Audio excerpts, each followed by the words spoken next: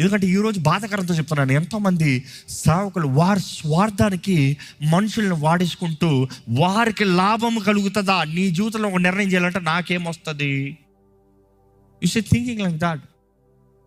అందుకని తప్పిపోతున్నారు అనేక మంది. చివరికి దేవుని నామానికి అవమానం వస్తుంది. You see there are decisions that you need to make. కానీ ప్రార్థన సహాయం కోరుతావా? కోరు, తప్పు కాదు.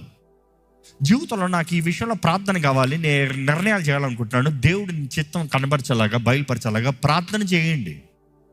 సీ సమ్టైమ్స్ దేవుడి ప్రేరేపణ స్పష్టంగా ఒక సేవకుడికి, ఒక విశ్వాసికి కలుగుతుంది.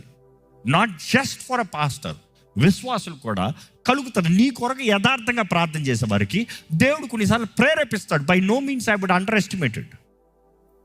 అందుకని అడగదు కదా, ఎవడ ఒపీనియన్ అని చెప్పదు కదా అన్నాను కాబట్టి అట్లా వెళ్ళిపోతాం కాదు. కొంతమందికి చెప్తారు, నీ కొరకు ప్రార్థన చేస్తా ఉంటే దేవుడు నాకు ఇది ప్రేరేపిస్తున్నాడు.